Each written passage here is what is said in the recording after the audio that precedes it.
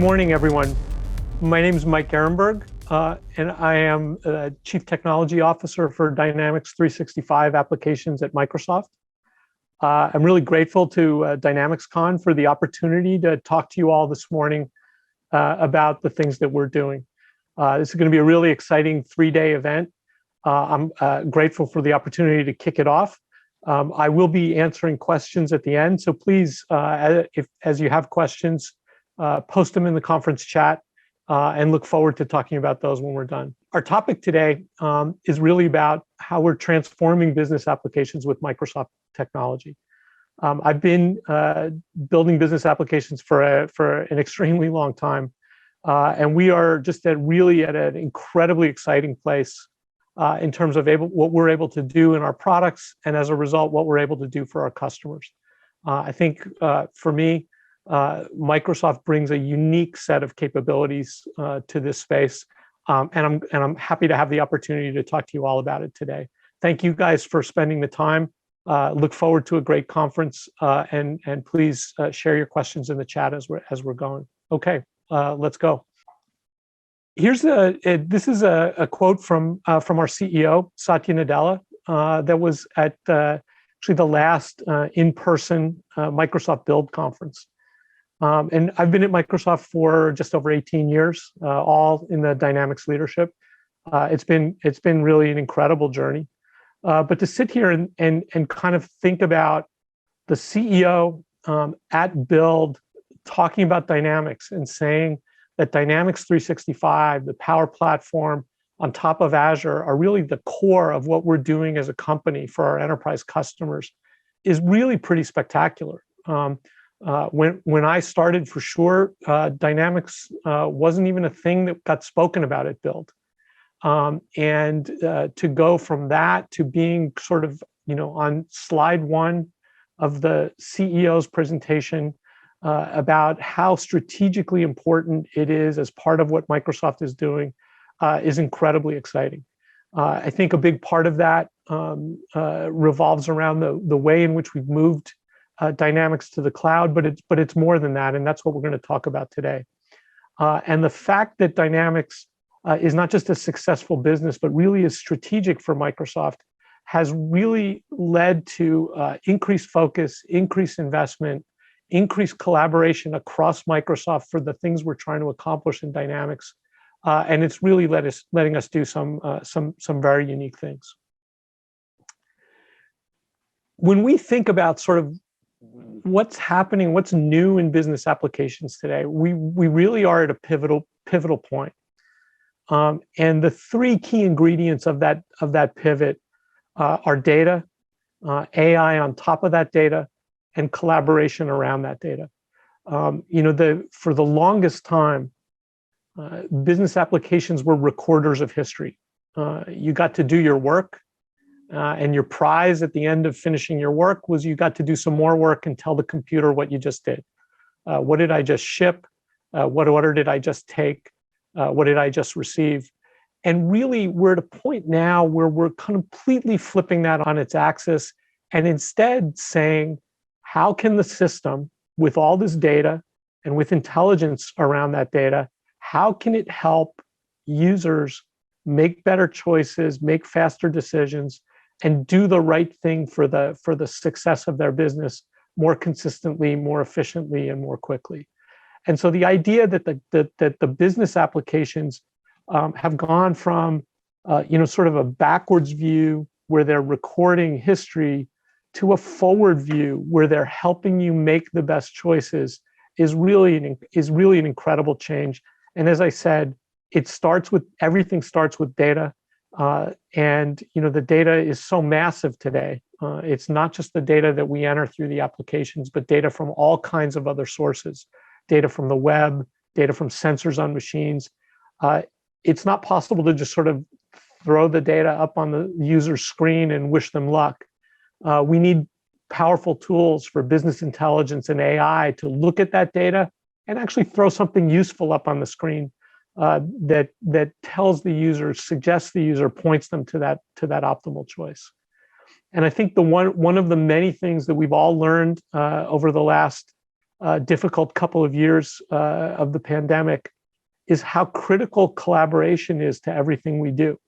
When you're sitting in person, maybe you don't think about it. Maybe you just walk over to somebody's desk and look over their shoulder.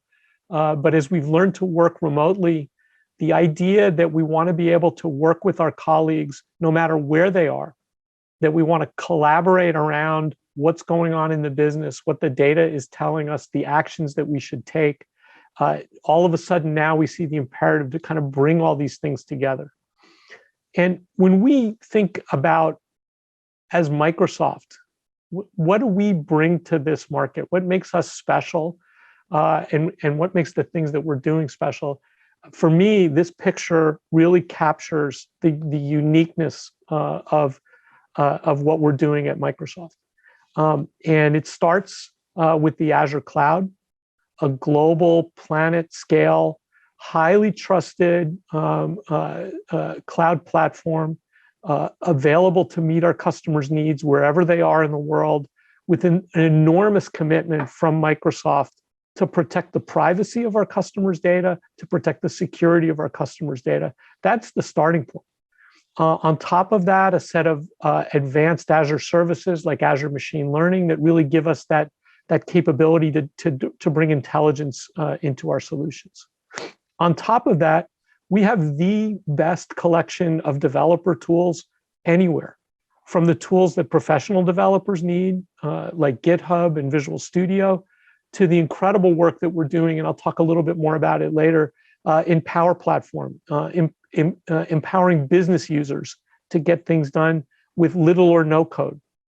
On top of that, the tools that we use to work all day, every day, whether it's Microsoft Office for our productivity or Microsoft Teams for our collaboration, together with Dynamics 365 to address our business process. And across the key industries that we serve, like financial services, manufacturing, healthcare, retail, the industry-specific components that we brought together with our industry clouds. This picture shows that sort of unified, comprehensive cloud where Microsoft is the only company that is investing top to bottom in all of these ingredients that really define, what a business application for the future needs. So there are people we compete with, on the bottom layers, other cloud providers, but they don't do the work at the top. There are people we compete with in business applications, and they have strong and large investments in the business application, but they don't drive the investment and the design and the evolution of the cloud platform and the data platform underneath. And this ability to innovate and integrate top to bottom has really enabled us to do some things that are just unique and different. And kind of what I would like to do now is show you some examples of that and show you the examples of kind of what we're doing for our customers and how it really, really takes advantage of this Microsoft ability to bring all of these pieces together in a consistent and intentional way. So we said everything starts with data. Let's talk about our modern cloud data platform. And we really have designed this to empower what we call the data first transformation. And the idea, we sort of talked about it before. You did your work before, and the result of that work was we captured some data about it that we could audit. Now we want to start with the data and let the intelligence on that data suggest to you what the next best thing is to do. What's the right order to prioritize? What's the right choice to make for scheduling in the factory? Those are the things that we want to use data and intelligence to power. And this platform really is some unique work that we're doing to change the level of capability around data platform and business intelligence. It starts in the center at the bottom with Azure Data Lake. It's a big data platform that's designed to handle massive scale of data securely and in a cost-effective way. And the first thing that we're doing that's really unique, and for those of you that have worked with Dynamics before, I think you'll appreciate the difference. We are pushing data, replicating data from Dynamics into that Azure Data Lake in near real time. And we're doing that out of the box. so that customers don't have to develop integration to go make that happen. They just have to configure it and tell us what that data that they want to move. And so the idea here is that I've got a cloud software as a service business application on the left, and the data from that application is being placed in the customer's sort of data warehouse in the data lake in near real time without any work on the customer's behalf. The way in which we made that happen, it started with the data lake team doing innovation to enable us to make incremental updates to the data. If there's 500 new sales orders, then let me just add the 500 new sales orders. If there's 10 orders that change, then let me just change those 10 orders in the lake, not have to send a whole new file of all the sales orders every time. And on top of that data, we have Power BI and Azure Machine Learning, the best-in-class tools in the industry for generating analytics and intelligence on top of that data. And that goes right back into Dynamics. So the Dynamics user is looking at dashboards and charts created through Power BI on top of the lake. Recommendations from our AI and machine learning are presented to the Dynamics user, really closing the loop with this state-of-the-art platform. But that's not the whole thing. We need to look at the right side of the page as well. And this is just I think represents sort of a huge change in the way we think about our customers' sort of real life challenges. People in general are going to have more than one application.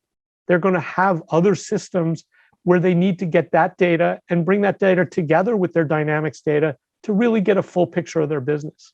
And more importantly, in this data first world, they've got data coming from other places. They've got data coming from websites. They've got data coming from IoT sensors. And so on the right side of the page, we have a whole set of best-in-class tools, connectors to now actually over 400 other systems, ranging from things like SAP and Salesforce and ServiceNow to other platforms like DB2 or SharePoint. In fact, a custom connector kit that basically allows our partners and our customers to create a connection to any source of data, maybe a legacy on-premise application, and bring that data to the lake as well. And so we've kind of recognized the challenges our customers have, what their real-life data estate looks like, and we've built a platform that's designed to work with that. So the data from Dynamics, it gets in the lake automatically, but then you have connectors and gateways and Azure Data Factory as the tools that are there to let you bring data from everything else into the lake in the same way. And Azure Purview gives you the ability to kind of have that governance on the data in the lake so that you always know what's the source of this data, when was it refreshed, who has access to it. And so it really is a top to bottom managed story for data that gives you near real-time visibility of what's going on in Dynamics, combined with all of the other data in your enterprise to drive the intelligence and drive the analytics. And we really look at this as kind of best in class in the industry, and really made possible by the fact that Microsoft is looking at every layer of the problem and not just the application. So this is work that we've been landing over the last several months, and we're seeing just great experience with customers. And one of the really cool things is their experience is better, and because of the way we get the data out of Dynamics, it's actually simpler and better from the point of view of the performance of Dynamics. Just really an outstanding step forward in terms of positioning for this data-first transformation that we're trying to enable. Let me take a look at another example in another area. We talked about how critical collaboration is around business processes and productivity. So the first thing you need to do is, if people are going to collaborate around a business process, they all need access to that business data. And so we're doing work with Teams and with Power Platform so that the business data from Dynamics can be surfaced to users in the company wherever they are, in Teams, in the surface that they're already in. Secondly, we need to bring the communications and powered by Teams and powered by things like Outlook and into the application, so that if I'm looking at a case and I want to bring in an expert, I should get a recommendation about who's my best colleague to bring in, and I should be able to call them right from there.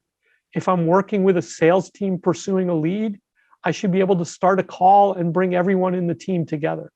And so that idea of bringing data into where we collaborate, bringing the ways we collaborate into the application, and then keeping track of those collaborations. So we have the log of who's been talking about this deal, who's been talking about this problem, so that we know who can help when we need to take the next step, is all part of weaving collaboration and business process together.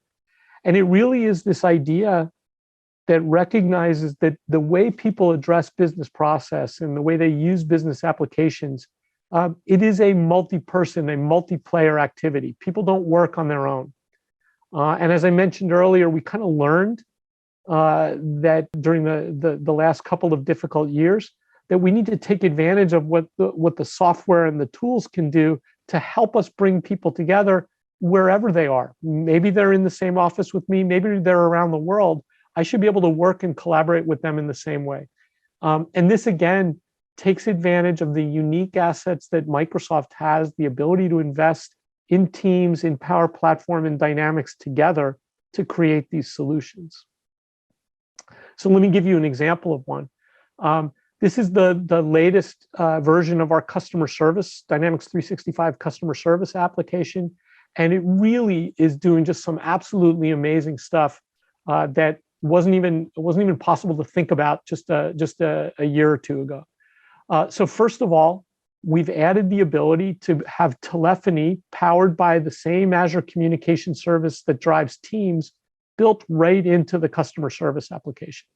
So in a call center where today companies typically have a telephony system and a case management system and an integration that they need to support tying those together, we can work with their telephony system if they have it today, but if they don't, or they want, or they're ready to change, we have the ability to take advantage of the power of the infrastructure of Teams to bring the telephony right into the combined Microsoft solution. We have Power Virtual Agents to get the automated voice response bots working off the same data and the same cases and the same telephony system. Agents have a bit powerful unified routing system to get cases to the right place. And then we've added real powerful applications of artificial intelligence to just make some incredible things possible. First, as you know from what you can see in Teams, we have the ability to have communications with live transcription, live translation, and live sentiment analysis. So that you might have somebody working with a customer where maybe they don't share the same primary language, and you've got transcription and translation to help them communicate more effectively and more efficiently, just seamlessly built into the experience. We have AI-driven suggestions that can leverage the data of past cases and the data of suggestions and troubleshooting guides that the system knows about, and suggest to the agent what might be the best way to pursue solving this customer's issue. And coming later this year, some really exciting power. One of the things customer service agents are frequently asked to do is at the conclusion of each call to write a summary and store that summary with the case. Well, now we can actually use AI to automatically generate that summary, present it to the user, and now let the user just approve it or edit it, as opposed to having to generate that, which really gives them great power to quickly speed up those steps that they need to do to close out a call and move on to the next one, and shorten that line of customers that are waiting for help.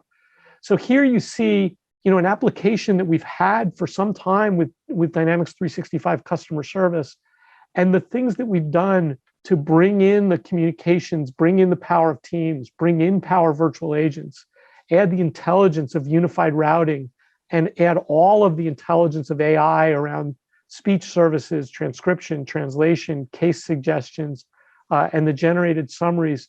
This is all of a sudden a very different, very, very significantly more powerful experience that helps these customer service teams do a better job and give a better experience to their customers. So we're incredibly excited, once again, about how all the assets of Microsoft unified together create a set of things that are just different from what we've done before, or in our view, what anybody else in the space is doing.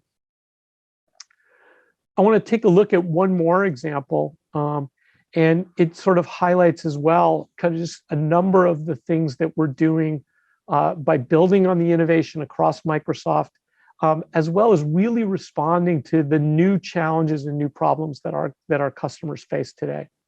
One of the things that we've seen with the explosion of e-commerce in the last 2 years is that companies, and often companies who have not delivered product directly to customers before, but have worked through distribution partners, that more and more people are interested in doing a great job of bringing their product directly to their customers.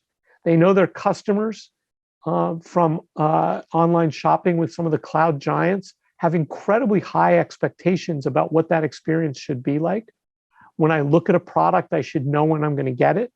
When I order it, I should be able to know where it is from the moment the order's received, to the fact that it's been shipped, to the fact that it's out for delivery, to the fact that it's here.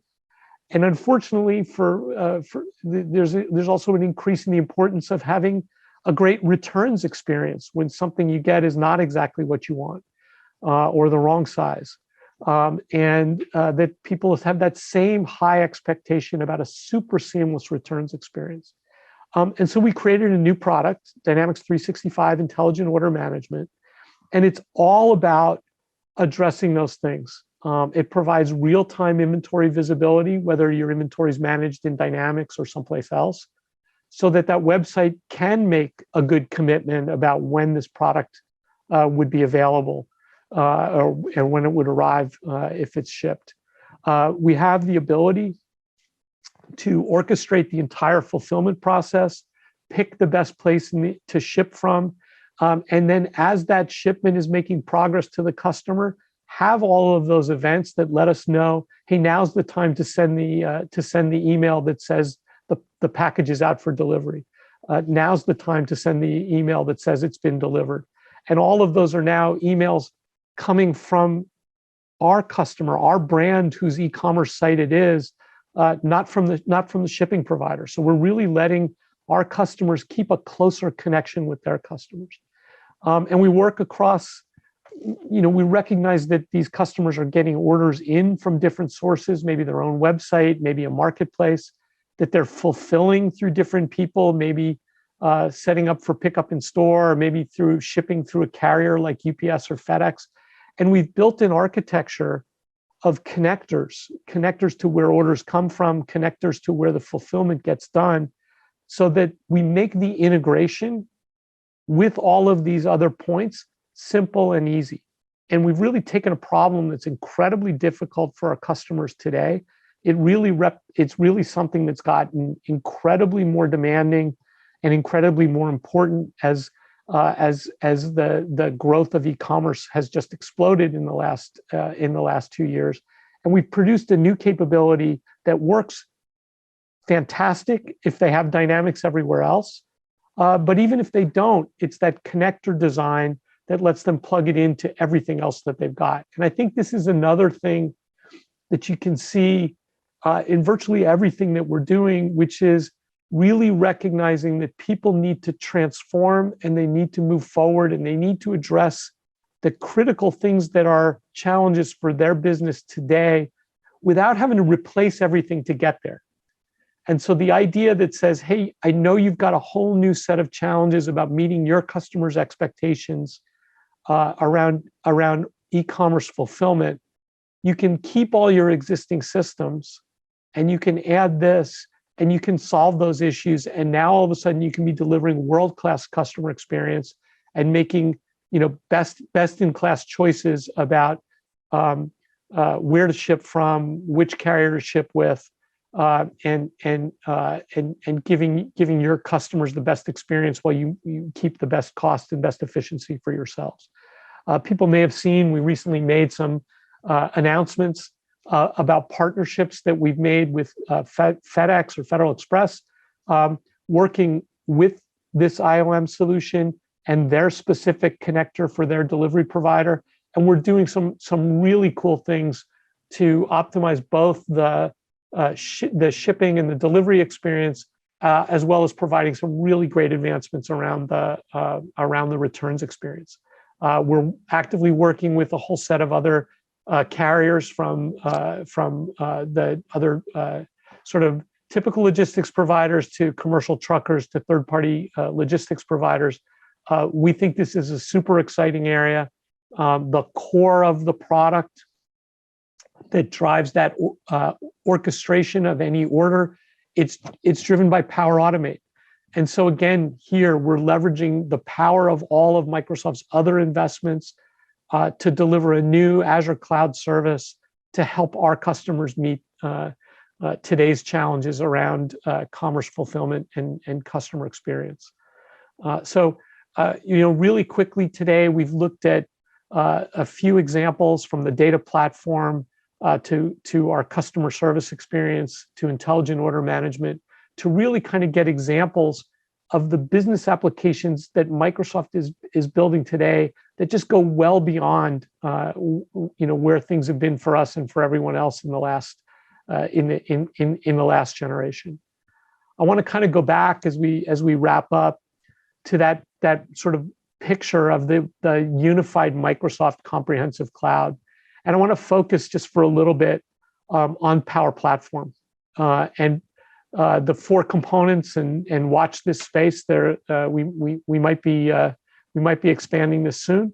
But the four components we talk about: Power BI for sort of industry-leading business data analytics, Power Apps that empower no-code or low-code application development, Power Automate to orchestrate and drive workflow, Power Virtual Agents that let you create without, again, no-code, low-code, create bot experiences that connect your users to the data and the capabilities of your applications. You really need to think about these as part of that toolkit that goes with the business applications. And these are the things that really let our customers look at the unique experiences that they need in their business and achieve them in an incredibly modern way, great solutions that work on phones and tablets without having to go stick their fingers and customize the business applications. And so it's a great way to create these modern experiences. And because the data is connected through Dataverse, they can seamlessly extend the business application. And so it's important to, when you think about Dynamics with Power Platform. And we're seeing customer after customer create just incredibly new and imaginative solutions that deal with that sort of last mile of what makes their business unique, the things that, there just isn't going to be an ISV solution for.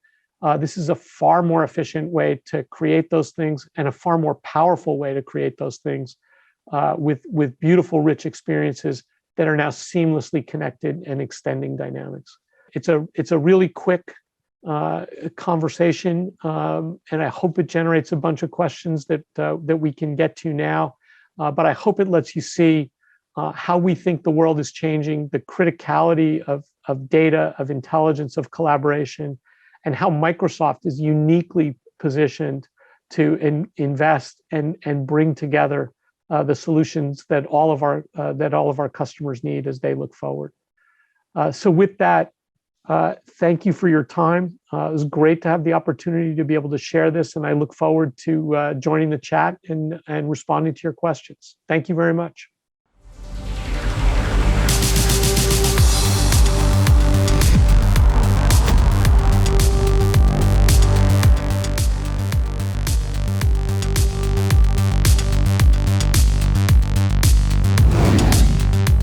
Yes, thank you so much, Mike. Good morning. I know it's super early for you, so thank you for joining us so early this morning. Everybody, please welcome live and in person, Mike Ehrenberg, Chief Technology Officer from Microsoft. I'm Liz Hallen, Vice President here at Dynamics User Group, and I'm going to be helping Mike with some of the questions that you guys are asking in the chat. Lots of really great feedback coming through, Mike. Everybody has been extremely excited about all the connectors that you were referring to. I think Heidi mentioned that there were like 643 connectors now, and more coming every week. She shared a link to where all those connectors are coming from. Just some really great kudos for some of the AI tech that's being embedded in the product as well. People are very excited and stoked about that. I can let you kind of make a comment about those two things, just the things that people are most excited about. And we do have a few questions that came through as well, but I'll first let you make a quick comment about some of the new things that you just talked about. Sure. Yeah. No. I mean, I think the connector piece is really pretty interesting, and I think what it points to, and I talked about it a little bit during the keynote.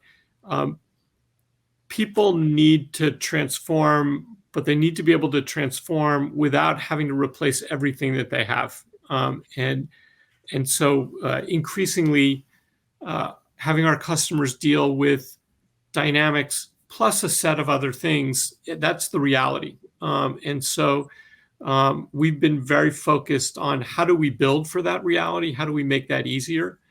And the whole connector architecture, whether it's connectors for data, that lets you leverage Power BI and the Azure Data Lake work, or connectors for something like IOM that let you make the connections to all the pieces of your order process, or just the general connectors that enable the Power Platform.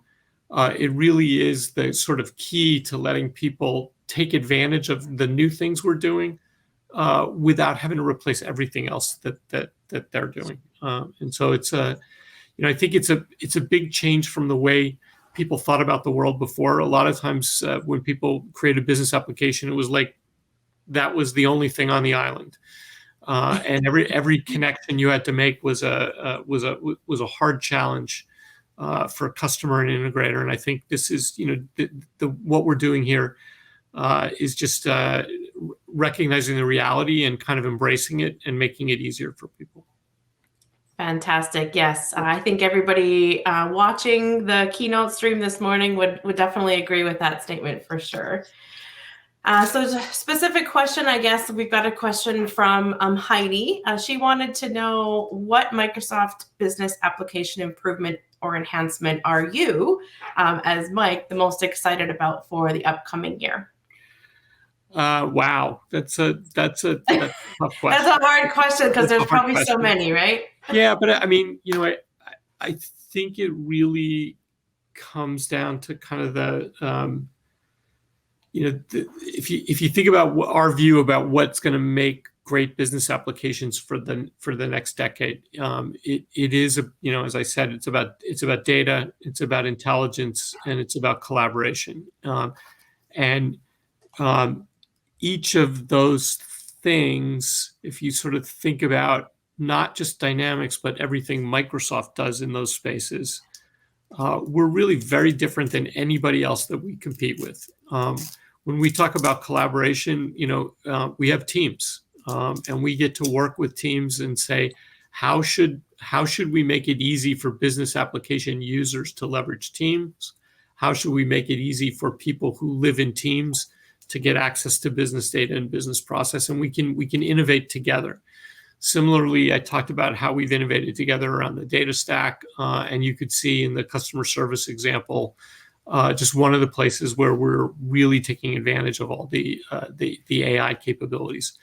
And I think just the level to which now, as we're building Dynamics, it is all about bringing everything that Microsoft does together and creating way more powerful applications as a result. I think functionally that's the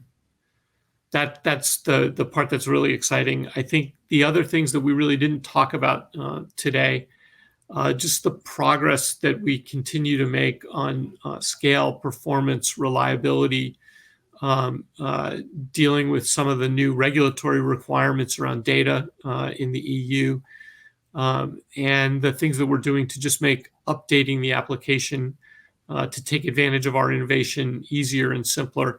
I think again we're doing industry-leading work there, and it's incredibly exciting for me.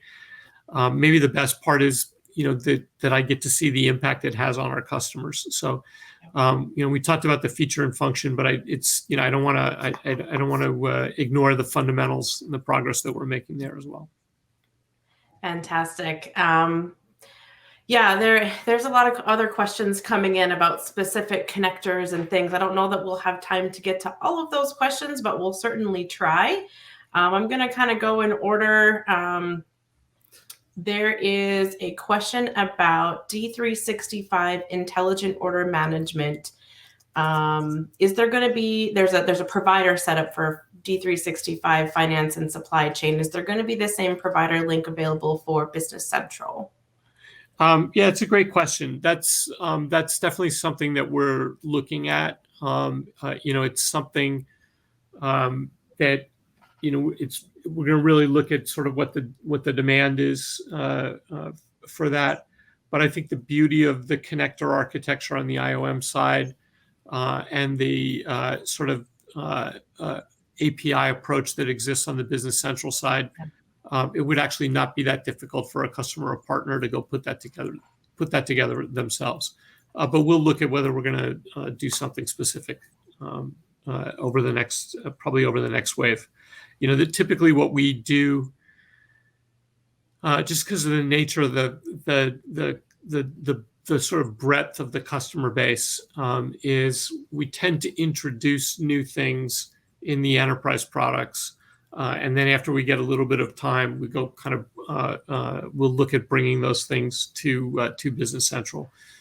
We've just done some things recently where some of the innovation we did around how we manage SQL databases that actually started in D365, customer engagement applications in Dataverse, then moved to the finance and operations applications. We've recently started to leverage some of that same technology in Business Central. So it is kind of it's an intentional pattern for us that we sort of introduce new stuff first on the enterprise products and then bring it to Business Central. Over the next 6 to 12 months, we'll look at whether we're going to deliver an IOM connector. But honestly, I think it would be something that would be very easy for a partner or customer to do on their own right now.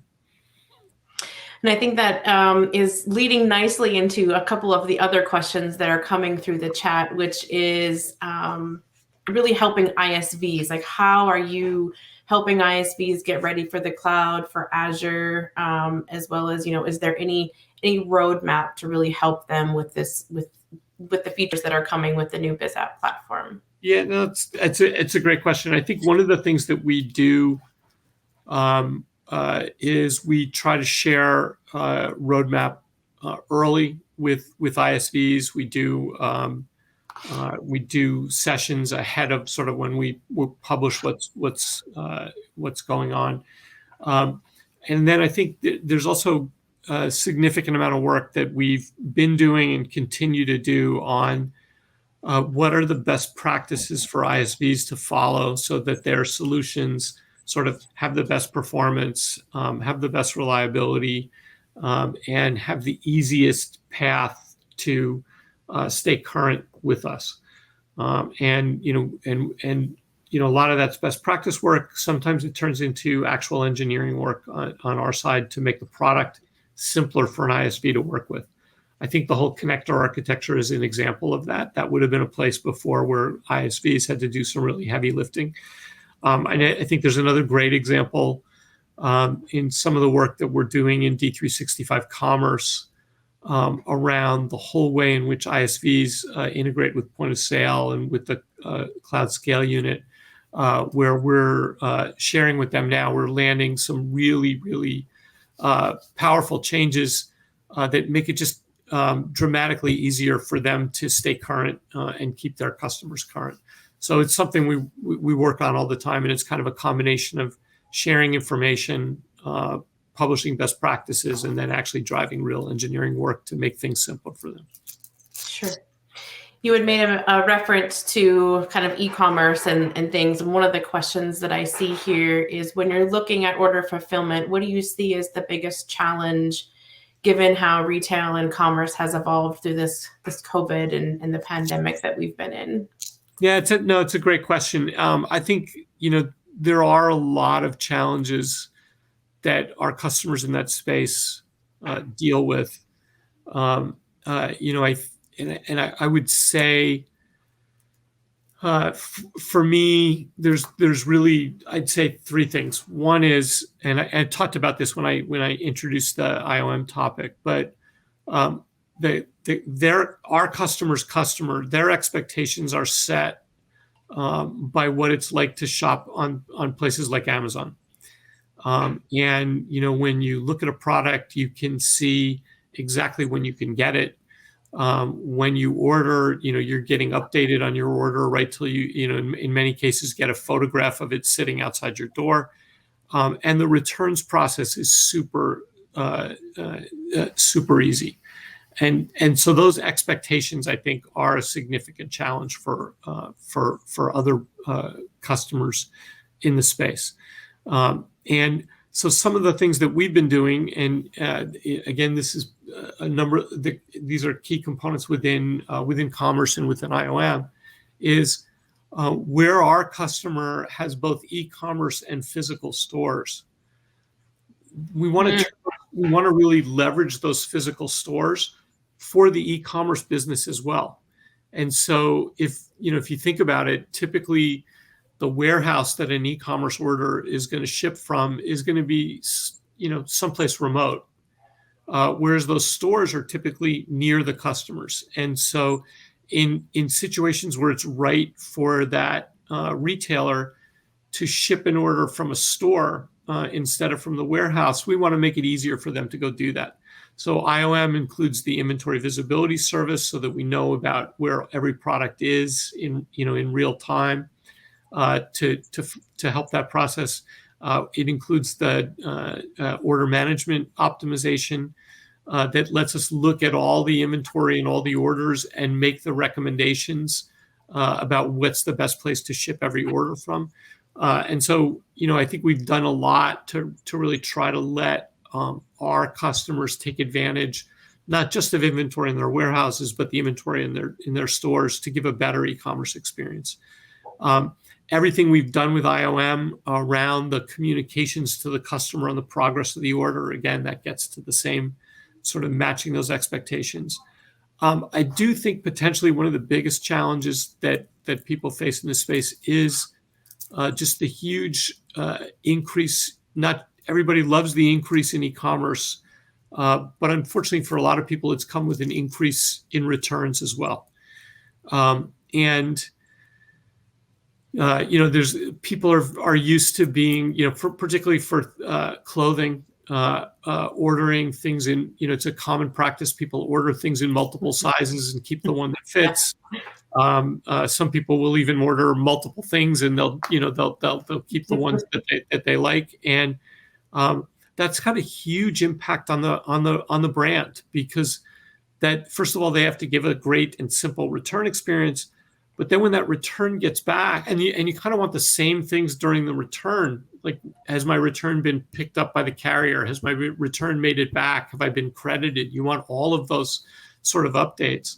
But then when the return gets back, the brand doesn't want those things sitting in a pile in the corner of the warehouse. A lot of those things that were just purchased and returned because they were wrong color, wrong size, you want to get those back on the shelf quickly. And so we're doing a number of things to improve the returns process, because I think that is a huge challenge for people today. And I think we've already done a number of things in IOM, but we have additional ideas that we're working on that I think are really going to kind of be next level in that space. Right. Do you anticipate that some of those new features and functionality to give visibility into the returns process is coming with Power Platform? We heard you tease a little bit about your expansion on Power Platform. Is there more you can share on that too? I would just go point to aka.ms/business apps release notes. and you'll see you'll see things there as soon as they can be shared. I mentioned in the presentation that the core of IOM is Power Automate, and everything about sort of the way IOM works is events occur, and you get to configure what is the action that the system should take when that event occurs. And all of that sort of orchestration of events and actions is done through Power Automate. So yes, the Power Platform is very much at the heart of everything we're doing with IOM and returns. So. Very good. Do you have any stats today about how many Dynamics customers are using the 600 plus Power Apps, or how many actions are maybe being used? Do you have any statistics you could share with us? Yeah, I don't. I think that's something we could certainly share later. I think the fact that the number of connectors has rapidly gone from 200 to 400 to 600 plus really points to the number of things people are connecting to Dynamics, which I think is an indicator of the growth in usage. But I don't have any specific stats beyond that. Okay, great.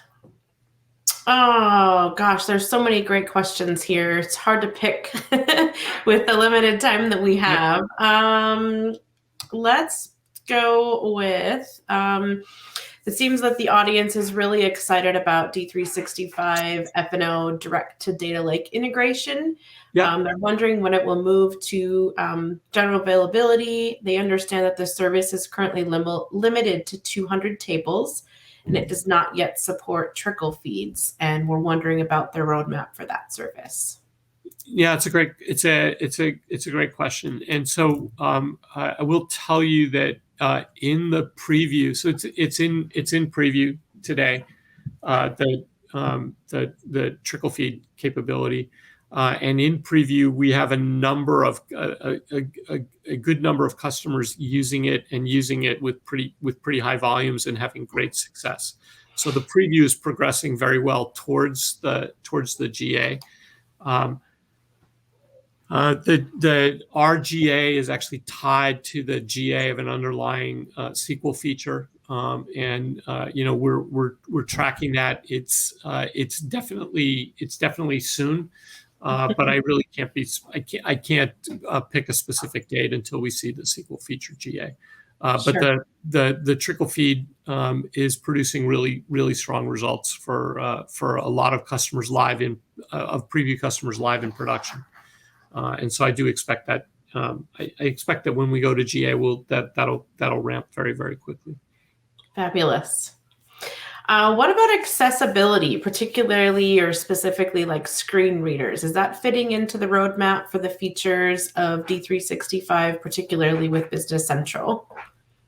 Yes, it absolutely is. I think the focus on accessibility across Microsoft is incredibly strong, and that has led to a set of standards and criteria for all of our services, and every service in every cycle is working to get a better score on that accessibility index. I don't, off the top of my head, know the specific plans around Business Central and Sure. Screen reader support, but it is absolutely a priority, and it will be on the roadmap. Fabulous.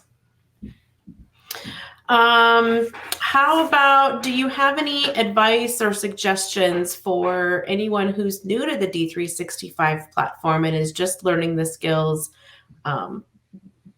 on the platform, whether it's through Microsoft Learn or some other training program that maybe their partner is providing?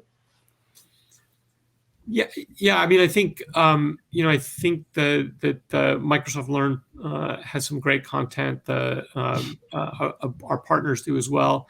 Our Fast Track team produces a large volume of what they call tech talks that are great ways to kind of get a deep dive on a specific area. And so I think those are super useful. And then I think the one other thing that I would say is make sure that when you sort of set your learning agenda, that you include not just Dynamics but also Power Platform. Great. Is there something new that we can expect in the near future from the acquisition of Suplari that was made in 2021? Am I saying that right? Yeah, you got it. You got it right. So great. Yeah. So we're we're Suplari. We're sort of going through the onboarding of their product and sort of all the work to make it a kind of native Azure D365 service. But I think you should definitely sort of expect connection of Suplari with sort of overall insights in D365 Finance. And then really the connection of the insights from Suplari to procurement. So I spent a little bit of time with that team just a couple of weeks ago, and we're really excited about what their spend analytics bring to our overall finance offering, but also to just improving the procurement process. Fabulous.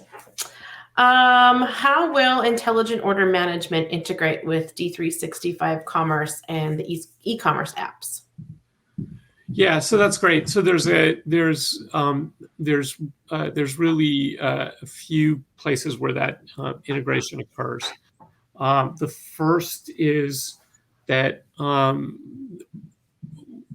with IOM. We have increased order status. So again, the information from the carrier, what the progress of the shipment is, that can get surfaced in the D365 Commerce website. The orders from D365 Commerce will flow directly into IOM and drive and let you drive the fulfillment actions there. The returns experience. Also in D365 Commerce will connect with that, and then I think the other area that we're focused on is when we have a strong connector with a carrier. So like the work that we've done with FedEx, we actually want to leverage that right in the product page when somebody's looking at a product to really get at that visibility of when could I get it. And so, for example, recognizing that a particular product qualified maybe for FedEx 2-day shipment, just as an example, and being able to then show that in D365 Commerce on that product page and says, order by 4 o'clock and receive it within 2 days via FedEx 2-day. So there's a whole set of connection points, starting with when you're looking at product, then with the flow of the order, and then with all of the updates as that order gets to be delivered. And then finally, if necessary, the returns piece. But all of those things would have visibility in D365 Commerce. And then the interesting thing we're doing as well is we're connecting with, just again to that recognition that people transform in different areas at different times. We're providing integration as well into other e-commerce sites. And so making it easier for our customers to pick up IOM. Regardless of what their e-com is. Great.